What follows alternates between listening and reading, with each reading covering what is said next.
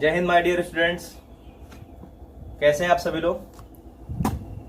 बेटा प्रीपोजिशन की सीरीज हम लोग कर रहे थे और अब तक बेसिक प्रीपोजिशन के हम लोगों ने 2 पार्ट कंप्लीट कर लिए हैं, ठीक है। और आज हम लोग ये तीसरा पार्ट करने जा रहे हैं और आज ये आपकी बेसिक प्रीपोजिशन खत्म हो जाएंगे। इसके बाद कल से हम लोग स्टार्ट करेंगे फिक्स प्रीपोजिशन, जो सबसे ज्यादा इंपॉर्टेंट है, एग्जामिनेशन में बहुत पूछी जाती है, ठीक है। तो जिन लोगों ने अभी पहले के 2 वीडियोस नहीं देखे हैं तो आप लोग उन 2 वीडियोस को पहले देख लीजिएगा और इसके बाद भी इसको देखिएगा। अच्छी तरीके से प्रॉपर नोट्स बनाइए, बहुत अच्छी तरीके से हम करवा रहे हैं आपको, एक एक पॉइंट लिखवा रहे हैं, ठीक है। तो अभी तक हम लोगों ने जितना कर लिया है उसके आगे कंटिन्यू करते हैं। तो आज हम लोग अभी पढ़ने जा रहे हैं अंडर। हेडिंग डालिएगा use of under, use of under, use of under. ध्यान से देखिएगा, अंडर में मेनली एग्जामिनर आपसे अंडर और बिलो में डिफरेंस पूछता है, अंडर में और बिलो में डिफरेंस पूछता है। तो अभी हम लोग अंडर का कर रहे हैं, फिर उसके बाद बिलो को बताते हैं। देखिए दोनों का मतलब ही नीचे होता है, अंडर का मतलब भी होता है नीचे और बिलो का मतलब भी होता है नीचे। अंडर मतलब भी नीचे एंड बिलो मतलब भी क्या होता है, नीचे होता है। लेकिन मेन डिफरेंस आप समझिए क्या होता है। अंडर का मतलब होता है नीचे, और नीचे है कहीं भी है दैट इज अंडर, क्लियर है। और बिलो का मतलब क्या होता है, ठीक नीचे। बिलो का मतलब क्या होता है, ठीक नीचे, वो क्या होता है बिलो। और अंडर का मतलब नीचे है कहीं भी है। फॉर एग्जाम्पल जैसे मैं आपको देता हूं कि आप ये समझिए कि ये एक ट्री है, ठीक है, ये एक ट्री है और ट्री के नीचे अगर कोई बैठता है तो इंसान यहां भी बैठ सकता है, यहां भी बैठ सकता है, यहां भी बैठ सकता है और यहां भी बैठ सकता है। मतलब पेड़ के नीचे यहां से लेकर यहां तक आप कहीं बैठ सकते हैं, वो तो पेड़ के नीचे ही होगा। बात समझ में आ रही कि नहीं आ रही। तो ट्री के नीचे बैठे यानी अंडर का मतलब नीचे, नीचे मतलब कहीं भी, तो आप वहां पर क्या लगाएंगे, अंडर लगाएंगे। और बिलो का मतलब क्या होता है, ठीक नीचे। बिलो का मतलब क्या होता है, ठीक नीचे। आप इसको भी समझिए। अब बिलो कैसे याद करना है, समझना कैसे है। जैसे आप देखते होंगे मतलब कई सारे खंड के घर होते हैं, क्लियर है ना। जैसे मान लो ये आपका एक अपार्टमेंट है इस तरीके का, ये आपका first floor, second floor, third floor और आगे जो भी इस तरीके से फ्लोर बने हुए हैं। तो ये पहला खंड, दूसरा खंड, तीसरा खंड जो भी है, ये आपका ग्राउंड फ्लोर था। तो सेकंड फ्लोर वाले जो फर्स्ट फ्लोर वाले हैं, जो सेकंड फ्लोर वाले हैं फर्स्ट फ्लोर के ठीक ऊपर है ना, यानी फर्स्ट फ्लोर वाले सेकंड फ्लोर के ठीक नीचे हैं। तो ये लोग क्या बोलेंगे इनके लिए, ये बोलेंगे दे लिव्स बिलो अस। या मान लीजिए यहां पर सुरेश रहता है और यहां पर आपका राहुल रहता है। तो सुरेश क्या कहेगा कि राहुल लिव्स बिलो अस, राहुल लिव्स बिलो अस। बिलो का मतलब क्या होता है, ठीक नीचे। बिलो का मतलब क्या होता है, ठीक नीचे। और अंडर का मतलब नीचे है, कहीं भी है। समझ में आया ना। इन दोनों एग्जांपल से आप समझ गए होंगे बेहतर तरीके से कि पेड़ के नीचे बैठे हैं तो नीचे का मतलब कहीं भी हो सकते हैं, दैट इज आपका अंडर है। और अगर अपार्टमेंट में एक के ऊपर एक रह रहे हैं तो आप ठीक नीचे अगर हैं, जस्ट नीचे यानी 90 डिग्री पर हैं, तो आप वहां पर क्या लगा देंगे, बिलो लगा देंगे। दोनों में डिफरेंस क्लियर हुआ भाई मेरे दोस्तों, बोलिए, समझ में आया ना। तो ये ठीक नीचे होगा तो आप यूज करेंगे बिलो, और नीचे है कहीं भी है तो आप वहां पर क्या लगा देंगे, अंडर लगा देंगे। क्लियर है ना। एक और बात समझिए अंडर के लिए, ये पहली बात थी। अंडर के लिए एक दूसरी बात ये भी है मेरे भाई, ये अंडर के लिए दूसरी बात है, ये आपका यूज होता है हाइफनेटेड नाउन के लिए, ठीक है ना। अगर आपकी हाइफनेटेड नाउन कहीं पर आ जाए, कहीं पर हाइफन लगाओ, कहीं पर हाइफन लगाओ, हाइफनेटेड नाउन के लिए हाइफन के साथ आता है मान लीजिएगा, तो आप वहां पर अंडर लगाएंगे। अगर हाइफन के साथ आपको अंडर या बिलो पूछा जाएगा तो आप वहां पर क्या यूज करेंगे, आप वहां पर यूज करेंगे अंडर। ये इधर अंडर वाला कॉलम है और ये इधर आपका बिलो वाला कॉलम है, क्लियर है ना। अगर हाइफन के साथ होगा तो आप हाइफन के साथ अंडर लगेंगे। जैसे ना क्रिकेट टीम होती, बोलते हैं अंडर 19 क्रिकेट टीम, तो आप वहां पर क्या लिखते हो, अंडर या बिलो 19, क्या लगाते हो, अंडर 19 क्रिकेट टीम होती है, बिलो 19 क्रिकेट टीम। अगर ये हाइफन लगा था ना मेरे भाई, आप इसका क्या लगाओगे, अंडर। तो सेकंड पॉइंट ये है कि हाइफनेटेड नाउन के साथ हमेशा हम लोग किसका यूज करते हैं बेटा, अंडर का यूज करते हैं। अगर कहीं पर हाइफन आता है तो आप हाइफन के साथ किसका यूज करेंगे, अंडर का यूज करेंगे। क्लियर है ना। अंडर का पहला यूज था कि नीचे है कहीं भी है, दैट इज अंडर। बिलो का मतलब क्या होता है, ठीक नीचे। बिलो का मतलब क्या होता है, ठीक नीचे 90 डिग्री पर, आप वहां पर बिलो लगाएंगे। दूसरा था मैंने बताया आपको अंडर का कि अगर हाइफन कहीं पर दिख रहा है तो आप वहां पर क्या लगा देंगे, आप वहां पर लगा देंगे अंडर। क्लियर है ना। दूसरा, अगर मैं बिलो की बात करता हूं तो बिलो आपका क्या होता है, बिलो आपका आता है लेवल बताने के लिए। बेलो आपका आता है लेवल बताने के लिए। किसके लिए?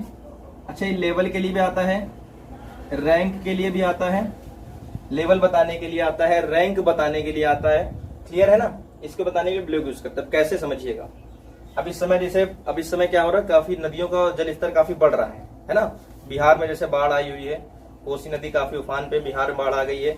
आपका इस समय मुंबई में भी बाढ़ चल रही है, आपको पता ही होगा, न्यूज चैनल देखते रहते हैं। कोरोना के साथ साथ ये भी अपने साथ बहुत सारी दिक्कतें चल रही है देश में, तो आप लोग न्यूज देखा करिए, ठीक है।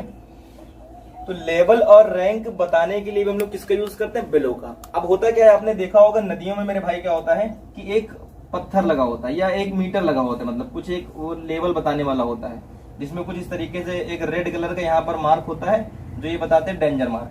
इसके अगर ऊपर है तो हम लोग बोलेंगे एबव, और इसके नीचे है तो हम लोग क्या बोलेंगे? बेलो। ठीक है ना? तो हम ये बोल सकते हैं, ये हम बोल सकते हैं the Ganga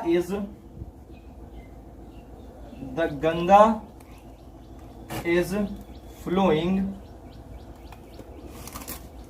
below the danger level. below the danger level. आप एग्जाम्पल समझिएगा कि जो गंगा नदी है, जो गंगा है वो क्या है, खतरे के निशान से नीचे बह रही है। तो ये कोई मार्कअप चिन्ह कर देते हैं। आप कभी भी देखिएगा नदियों में या कभी नहर में भी होता है कि लगा होता है, कुछ मीटर टाइप का होता है, उसमें ये लिखा होता है कितने मीटर का है ना। कहते नहीं कि गंगा नदी में 2 मीटर पानी बढ़ गया, 3 मीटर पानी बढ़ गया, तो वो उसका लेवल होता है भाई। तो अगर उस लेवल में क्या होता है, अगर बीच में पॉइंट होता है, उसके ऊपर है तो एबव और नीचे है तो बिलो। तो वही मैंने कहा कि जो गंगा है वो क्या कर रहे हैं कि डेंजर लेवल के नीचे बैठी। देखो लेवल की बात हुई थी ना, लेवल की बात का मतलब किसका यूज करेंगे? बिलो का। तो ये दोनों अंतर आपको समझ में आएगी नहीं आए? अगर नीचे है कहीं भी है तो अंडर, ठीक नीचे है तो आप लगाएंगे बिलो। दूसरी बात मैंने आपको बताई कि हाइफन के साथ किसका यूज करते हैं हम लोग? अंडर का। और रैंक और लेवल बताने के लिए किसका यूज करते हैं हम लोग? बेलो का। इसका एक एक्सेप्शन है, इसका एक एक्सेप्शन है, इसको समझिए। एक्सेप्शन है इसका। एक्सेप्शन क्या है कि अगर कोई इंसान पेड़ के नीचे बैठा है, बहुत पूछा जाता है, अगर कोई इंसान पेड़ के नीचे बैठा है तो आप लगाएंगे अंडर द ट्री। आप क्या लिखेंगे इसके लिए? स्टार लगाकर आप इस बात को लिखिएगा, बहुत पूछा जाता है। अंडर द ट्री आप क्या लिखेंगे इसके लिए? आप इसके लिए यूज करेंगे अंडर द ट्री। क्लियर है ना? The man is taking rest under the tree.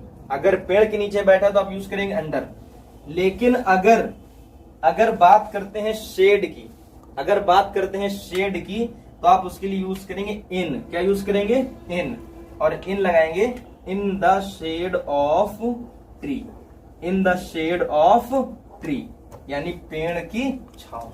Clear है? अगर पेड़ के नीचे बैठा है तो अंडर, पेड़ के नीचे बैठा है तो अंडर। और अगर मैं बात करता हूं शेड की, और शेड आ गया तो आप इसके साथ क्या लगाएंगे? इन लगाएंगे। इस बात को बहुत अच्छी तरीके से आप नोट करिएगा, एग्जामिनर इस बात को बार बार पूछता है। समझ में आ गया ना अंडर और बिलो में डिफरेंस? आप इसको नोट करिए, जल्दी से स्क्रीनशॉट लीजिए। नोट कर लिया दोस्तों? आई होप नोट कर लिया होगा। तो अंडर का मतलब ठीक नीचे, बिलो का अंडर का मतलब नीचे है कहीं भी है, बिलो का मतलब ठीक नीचे। ठीक है? अंडर का दूसरा यूज होता है हाइफन के साथ, और लेवल हो गया, रैंक हो गया, मार्क हो गया, कोई फिक्स पॉइंट हो गया, इन सभी के साथ आप लोग यूज करते हैं बिलो का। ठीक है? एक मैंने आपको बताया कि अगर कोई एक पॉइंट, अच्छा हाँ एक बात ये भी समझ लीजिए कि जैसे ये मैंने बताया कोई मार्क लगा हुआ है, चिन्ह है, उसके नीचे है तो बिलो, उसके ऊपर है तो एबव। अब कोई पूछ ले भैया अगर मान लीजिए यहाँ पर एकदम ठीक फिक्स पॉइंट बीचों बीच से है तो आप इसके लिए लिखेंगे ऑन। क्या लिखेंगे? ऑन।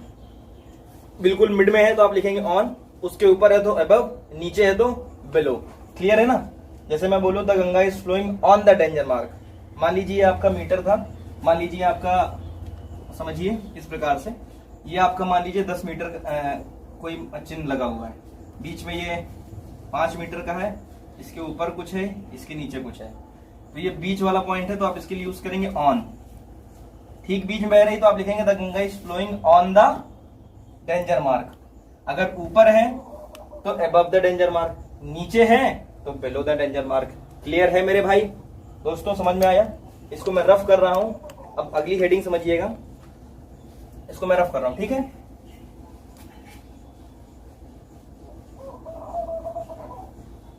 नेक्स्ट पॉइंट समझिए।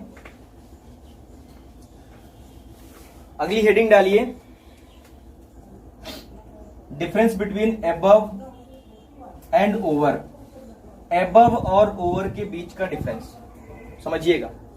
देखो अभी एबव का आप यूज समझ गए कि लेवल हो गया, रैंक हो गया, मार्क हो गया, फिक्स पॉइंट हो गया। अगर उसके ऊपर बह रहा है तो आप क्या लगा देंगे? एबव। बेलो का ठीक अपोजिट है एबव, है ना भाई मेरे। एबव और ओवर का मतलब होता है ऊपर। एबव और ओवर का मतलब होता है ऊपर। इन दोनों में डिफरेंस बहुत माइन्यूट सा डिफरेंस है। क्या डिफरेंस है समझिए। पहले हम बात करते हैं एबव। एबव का मतलब होता है ठीक ऊपर 90 डिग्री पर। जैसे बेलो ठीक नीचे होता है ना, बेलो का ठीक अपोजिट क्या होता है? एबव। तो बेलो का मतलब ठीक नीचे, एबव का मतलब ठीक ऊपर। यानी अगर कोई चीज ठीक ऊपर है तो आप उसके लिए यूज करेंगे एबव। जैसे मान लीजिए हम यहाँ पर खड़े हैं, जहां पर हम खड़े अपनी जहां मैं जिस रूम में हूँ इसके ऊपर एक और रूम है, उसके ऊपर एक और रूम है, समझिएगा। तो हम क्या बोलेंगे? हाँ, जैसे हमारे घर के ऊपर मेरे ऊपर जैसे मान लो रमेश रहता है, मान लिया मुन्नी रहती है, तो हम क्या बोलेंगे? मुन्नी लिव्स एबव अस। क्लियर है ना?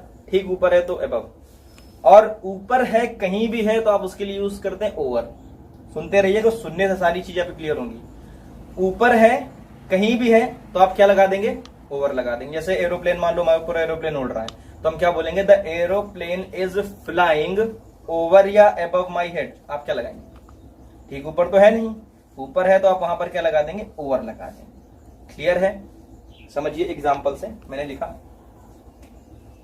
लिख लीजिएगा। एबव मतलब ठीक ऊपर और ओवर का मतलब ऊपर है कहीं भी है। तो मैंने एग्जाम्पल लिखा, मैंने लिखा दे लिव्स एबव माई अपार्टमेंट। मेरे अपार्टमेंट के ऊपर वो रहते हैं, मतलब मेरे अपार्टमेंट के ऊपर उनका एक और अपार्टमेंट होगा, उसके ऊपर एक और अपार्टमेंट तो मान लीजिए हम सेकंड अपार्टमेंट में रहते हैं, वो थर्ड अपार्टमेंट में रहते होंगे, तो वो एबव यानी क्या हो गया? ठीक। क्लियर है? ओवर का मतलब क्या होता है? जैसे मैं एग्जांपल लूं, मैंने लिखा द एरोप्लेन, या मैंने लिखा the birds are flying over या अबव द स्काई। समझ रहे हो मेरे भाई? समझ रहे हो ना? ओवर का मतलब ऊपर, ऊपर उड़ रही चिड़िया, ऊपर उड़ रही, कहीं भी उड़ सकती है। आप यहां पर क्या लगा सकते हैं? ओवर लगाइए। क्लियर है? अबव ओवर में डिफरेंस क्लियर हुआ? हाँ। ओवर का दूसरा एक और यूज समझिएगा। ओवर का दूसरा यूज क्या है? ये ओवर का यूज हम लिख रहे हैं, समझिएगा। ओवर का यूज है ये बेसिक डिफरेंस था अबव और ओवर में, कि अबव का मतलब क्या होता है भाई मेरे? ठीक ऊपर, और ओवर का मतलब ऊपर है कहीं भी है। ओवर का दूसरा यूज है कवरिंग सेंस में। कवरिंग सेंस में समझ रहे ना, कि अगर कोई चीज एक मतलब किसी चीज को अगर कोई कवर कर रहा है तो आप वहां पर यूज करेंगे ओवर का। कवरिंग सेंस में किसका यूज करते हैं हम लोग? ओवर का यूज करते हैं। कवरिंग सेंस कैसे? इसीलिए शब्द बना है ओवर ब्रिज। इसीलिए शब्द क्या बना है? Over bridge. नदी में क्या होता है? ओवर ब्रिज होता है। इस पार से लेकर उस पार तक आता है, पूरा कवर करता है ना, पूरी नदी को इस पार से उस पार तक कवर करता है, तो फिर बोलते हैं ओवर ब्रिज है ये। क्लियर है ना? जैसे मान लो जैसे आप लेटे हो रात में, आपके ऊपर लाकर हम कपड़ा उड़ा दें, आपको चद्दर उड़ा दें, तो आप उसके लिए वहां पर हम क्या लगा देंगे? हम वहां पर यूज करेंगे ओवर। जैसे मैं लिखूंगा ही पुट आ, कंबल लिख दें, ब्लैंकेट ओवर मी। उसने मेरे ऊपर ब्लैंकेट रख दिया, मतलब हम सो रहे थे और या ओवर मी वाइल, पूरा सेंटेंस कंप्लीट कर देने। आप लोग कहें क्या लिखा है? I was sleeping. जब हम सो रहे थे तो उसने मेरे ऊपर ब्लैंकेट डाल दिया, यानी हमको कवर कर लिया। कवरिंग सेंस में किसका यूज करते हैं हम लोग? ओवर का यूज करते हैं। क्लियर है मेरे भाई? अच्छी तरीके से समझ में आया?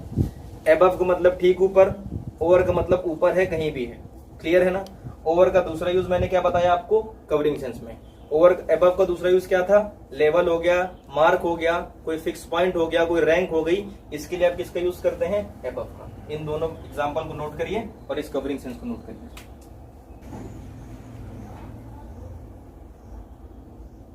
नोट हो गया बच्चों? इसको रफ करें, ठीक है?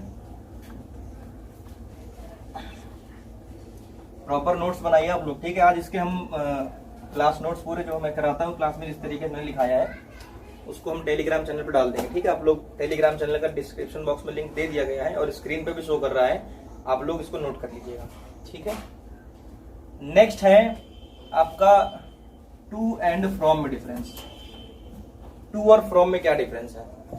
टू और फ्रॉम में क्या डिफरेंस है समझिएगा, ये दोनों ही आपके डिस्टेंस को शो करते हैं। टू और फ्रॉम आपके क्या दर्शाते हैं? डिस्टेंस को दर्शाते हैं, ठीक है। टू कहां पर आता है और फ्रॉम कहां पर आता है समझिएगा। जब आपकी दूरी घटे, ये दोनों डिस्टेंस को शो करते हैं, आप टू को लिखिएगा। जब दूरी घटेगी तो आप क्या लगाएंगे? टू को यूज करते, तभी तो आप लिखते हैं ना he is going to school, तभी तो आप यूज करते हैं he is going to school. यानी अगर दूरी घट रही है तो आप वहां पर क्या लगाते हैं? आप वहां पर यूज करते हैं टू का। जब आप कहीं पर जाते हैं, जैसे मान लो मैंने कहा I am going to Kanpur, हम कानपुर जा रहे हैं, तो अभी मैं फतेहपुर में हूँ, तो यहाँ से डिस्टेंस इसकी 70 किलोमीटर है। थोड़ा आगे बढ़ा, मैं पहुंच गया चौटागरा पहुंच गया, इसकी डिस्टेंस बची 30 किलोमीटर। फिर थोड़ा और आगे बढ़ा, ओम पहुंच गया, इसकी डिस्टेंस बची 20 किलोमीटर। इस तरीके से बात समझ रहे हैं ना। तो अगर आप कहीं पर जाते हैं तो आपकी डिस्टेंस घटती है, और जब डिस्टेंस आपकी घटती है तो आप वहां पर क्या यूज करेंगे? आप यूज करेंगे टू। जब दूरी घटेगी तो आप यूज करेंगे टू।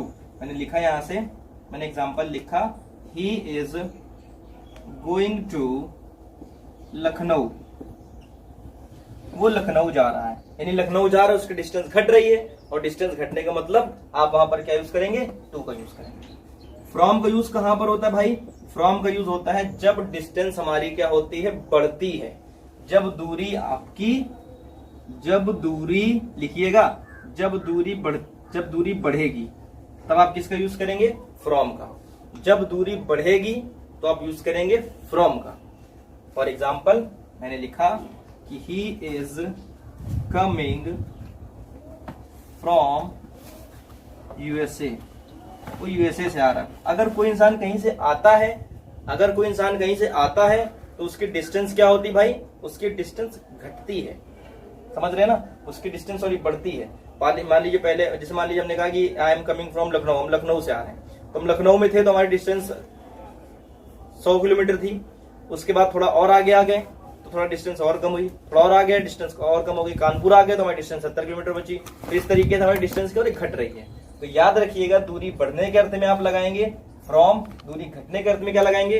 टू। आप इसको नोट करिए और इसके बाद हेडिंग डालिए यूज ऑफ एट। इसको मैं नोट करिए, स्क्रीनशॉट ले लीजिए।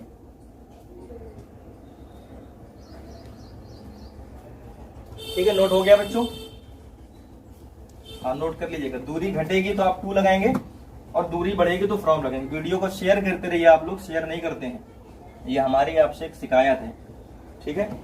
हेडिंग डालिए use of at, use of at, at का प्रयोग, यूज ऑफ एट।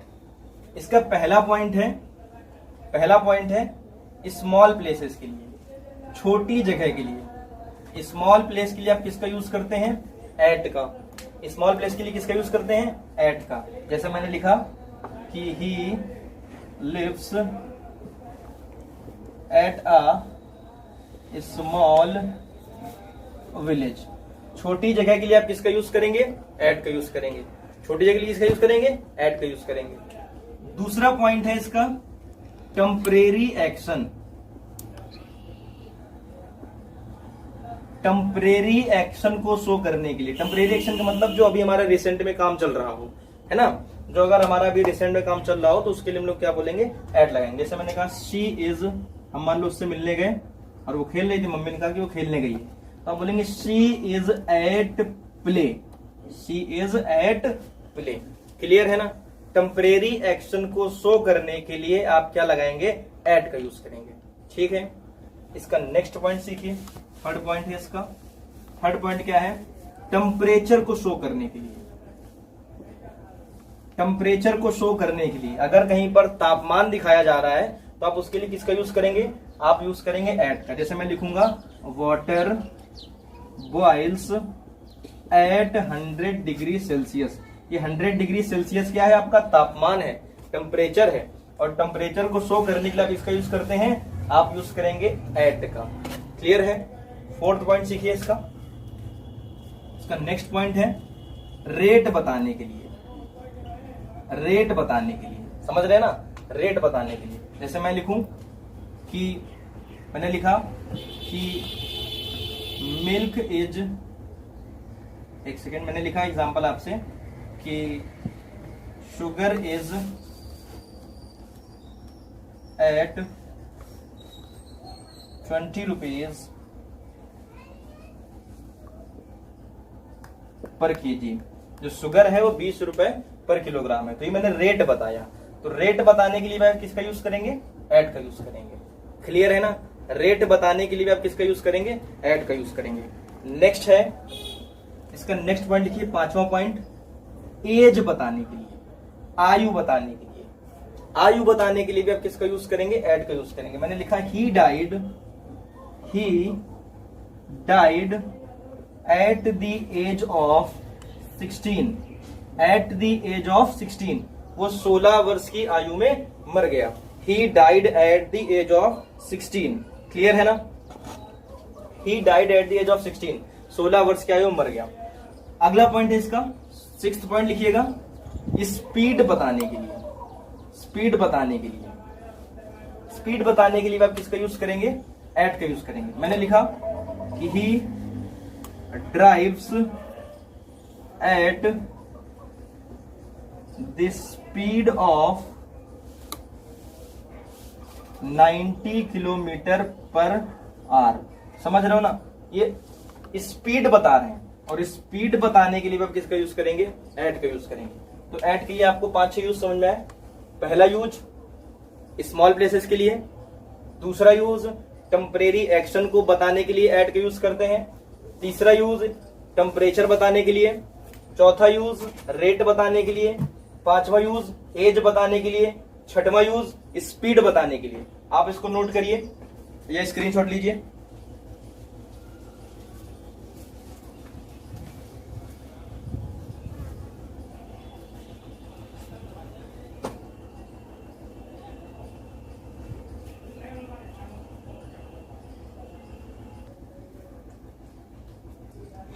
ठीक है बेटा, नोट हो गया।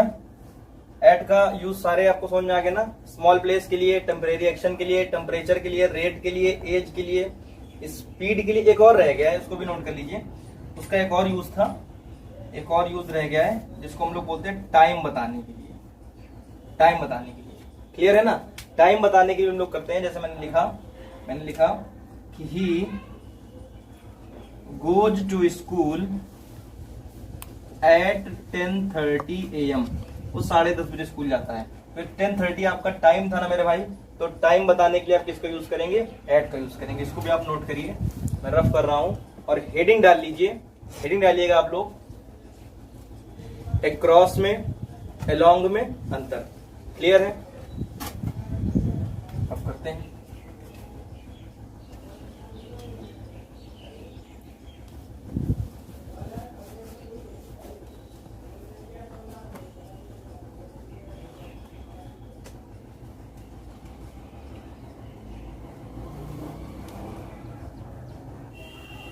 अलोंग एंड अक्रॉस, क्या फर्क है दोनों में?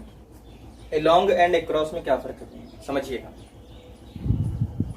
अलोंग आपका आता है किनारे किनारे, जैसे सपोज दैट ये आपकी रोड है, क्लियर है ना? इस तरीके से रोड होती है आपकी, और आप रोड में इस तरीके से साइड बाय साइड चल रहे हैं, तो ये आपका क्या है? अलोंग है। ये क्या है आपका? अलोंग है। क्लियर है ना?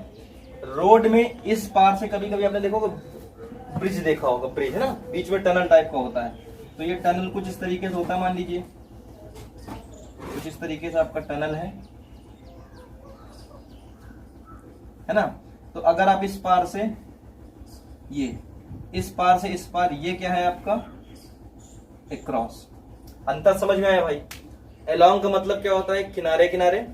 अलोंग का मतलब क्या होता है? किनारे किनारे, यानी रोड के अगर साथ साथ किनारे किनारे चल रहे, दैट इज अलोंग। और अक्रॉस का मतलब क्या होता है? इस पार से इस पार, इस पार से इस पार। क्लियर है ना? समझ में आया कि नहीं आया? इस डायग्राम को आप बनाइए जल्दी से, इन दोनों डायग्राम को बना लीजिए, अलोंग और अक्रॉस को, दोनों डायग्राम क्लियर करिएगा।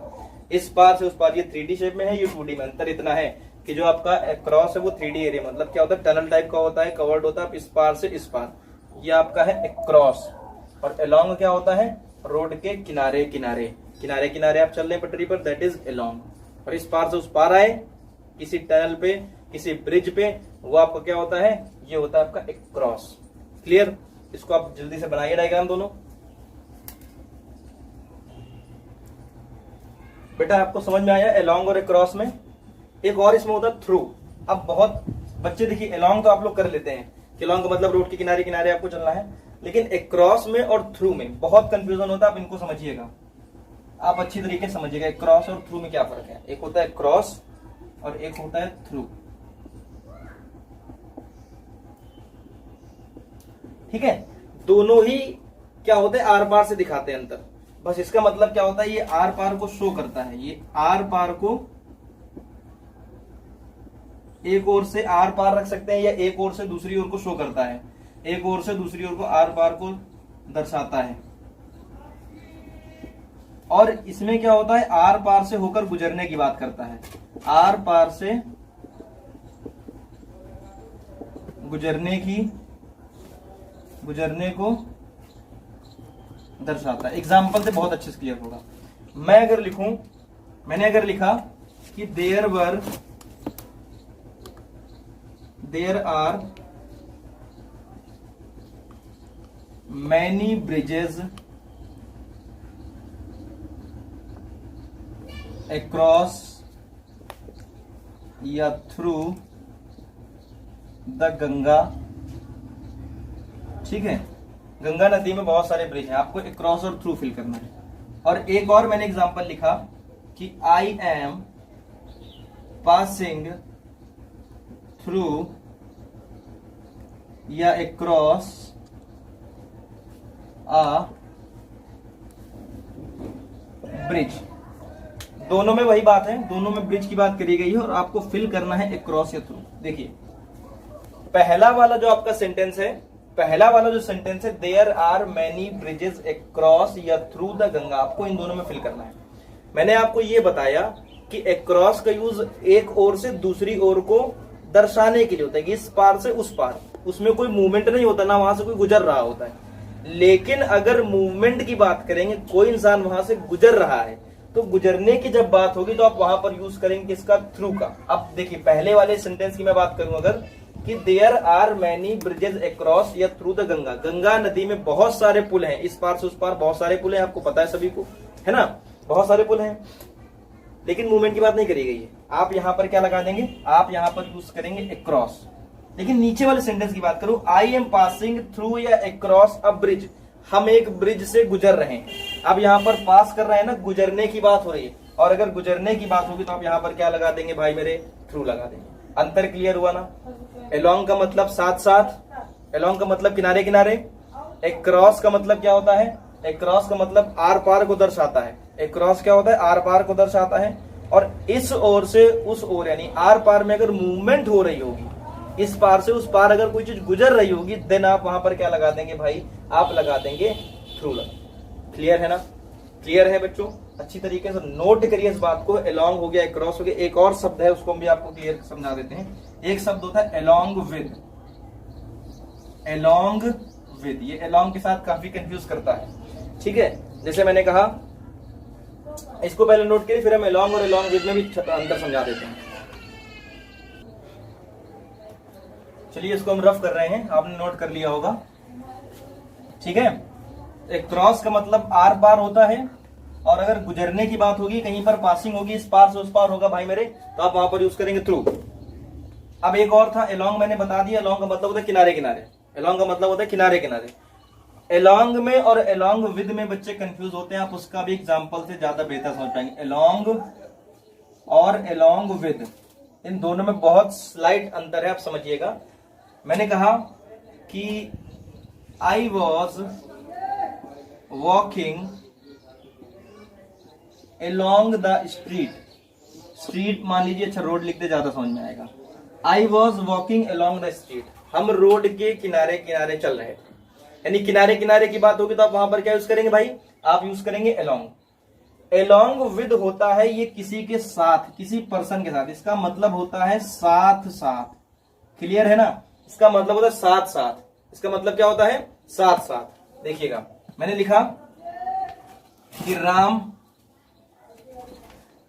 अलोंग या along with his 10 friends, Ram along या along with his 10 friends went to went to picnic. Ram अपने 10 दोस्तों के साथ पिकनिक पर गया। राम अपने 10 दोस्तों के साथ पिकनिक पर गया, समझिएगा। तो अलोंग विद यानी हिज 10 फ्रेंड्स, ये क्या है बेटा, कोई पर्सन है। ये क्या है आपके, कोई पर्सन है। और किसी के साथ साथ की बात होगी तो आप वहां पर क्या लगा देंगे, अलोंग विद। अलोंग का मतलब किनारे किनारे, अलोंग विद का मतलब क्या होता है भाई मेरे, अलोंग विद का मतलब किसी के साथ, किसी पर्सन के साथ। तो यहां तक आपको समझ में आ गया। तो आई होप आज आप लोगों ने आज की क्लास को एंजॉय किया होगा। और आज की जो क्लास थी बहुत ही ज्यादा कंफ्यूजन क्रिएट करती थी बच्चों के बीच में, जो मैंने आज क्लियर कर दिया है ना। इसमें सारे बच्चे कंफ्यूज हो जाते थे कि कहां पर थ्रू यूज होता है, कहां पर क्रॉस यूज होता है, कहां पर अलोंग यूज होता है, कहां पर अलोंग विद यूज होता है। अंडर और बिलो में बच्चों को अंतर नहीं पता। ये वो चीजें थी जो कंफ्यूजन पैदा करती थी, है ना। तो आज आप लोगों ने काफी एंजॉय किया होगा। और इस बेटा आप लोग वीडियो को शेयर जरूर कर दिया करिए, है ना। आप लोग शेयर नहीं करते हैं, जब तक व्यूज अच्छे नहीं आएंगे, बच्चे ज्यादा देखेंगे नहीं, तो हमें फिर पढ़ाने का मतलब क्या रहा, है ना। तो आप ज्यादा से ज्यादा लोगों तक आप इसको पहुंचाइए। और आज की वीडियो हमारी खत्म होती है। कल से हम लोग स्टार्ट करेंगे फिक्स प्रीपोजिशन। सबसे ज्यादा इंपॉर्टेंट सेक्शन यही है, आपका एग्जामिनेशन में जरूर पूछा जाता है। और फिक्स प्रीपोजिशन क्या होती हैं, इसको हम कल डिटेल से जानेंगे। आज हम आपको छोटा सा इसका बता दें क्या दिक्कत है, इसमें पूछते क्या है। इसको मैं रफ कर रहा हूं, ठीक है। आप इसको स्क्रीनशॉट ले लीजिए, पहले स्क्रीनशॉट लीजिए इसका आप लोग। ओके, फिक्स प्रीपोजिशन ये लेंदी चलेगा आपका। इसमें हम देखिए, वैसे तो बहुत सारी ये प्रीपोजिशन क्या होती है, किसी नाउन के साथ लगा देंगे, या किसी वर्ब के साथ, या किसी एडजेक्टिव के साथ, या किसी एडवर्ब के साथ। इनके साथ अगर ये बेसिक प्रीपोजिशन लगा दी गई, समझ रहे हैं ना, इनके साथ ये अगर बेसिक प्रीपोजिशन आती है, जैसे मतलब किसी वर्ड के साथ फिक्स होगा। जैसे मैंने लिखा लाफ, तो ये पता है कि लाफ के साथ एट आता है ना। लाफ के साथ एट आता है, लाफ के साथ विद भी आता है, लाफ के साथ ओवर भी आता है। तो ये हम सारी बातें डिस्कस करेंगे अच्छी तरीके से। दिक्कत यहीं पर होती है कि एक वर्ड के साथ जब एक से ज्यादा प्रीपोजिशन आती है, एक वर्ड के साथ जब एक से ज्यादा प्रीपोजिशन आते हैं तो उनमें दिक्कत होती है। उनका यूजेस सही से नहीं पता होता है कि कहां पर क्या यूज करना है, क्लियर है ना। तो हम उन्हीं सारी बातों को डिस्कस करेंगे बहुत अच्छी तरीके से। आप लोग मन लगाकर पढ़िएगा। कल से हम लोग फिक्स प्रीपोजिशन स्टार्ट कर रहे हैं, ठीक है। और साथ में कई सारे बच्चे मैसेज करें कि सर वोकैब भी करा दीजिए, तो वोकैब का भी हम स्टार्ट करने जा रहे हैं। अब आप लोग ये कमेंट करके बता दीजिएगा कि वोकैब में सिनोनिम्स आपको स्टार्ट कराया जाए, या मैं आपको वन वर्ड सब्स्टिट्यूशन करा दें, या आपको इडियम फ्रेज करा दी जाए। आप जैसा भी आप लोग कमेंट करके बता दीजिएगा, उसी हिसाब से आपको स्टार्ट करते हैं, ठीक है। या जिस बुक से आप बता देंगे उस बुक से हम करा देंगे। एसपीओक्सी मैं वैसे क्लास में कराता हूँ, तो अगर आप चाहो तो हम उसको भी करा सकते हैं। एसपीओक्सी बहुत जल्दी खत्म हो जाएगी। ओके बच्चों, तो आज के लिए फिलहाल इतना ही। मिलते हैं कल फिर से एक नई ऊर्जा के साथ। तब तक आप लोग हंसते रहिए और अपना ये सारा का सारा जो कंटेंट है प्रॉपर नोट्स बनाते रहिए, पढ़ते रहिए। जय हिंद, बाय।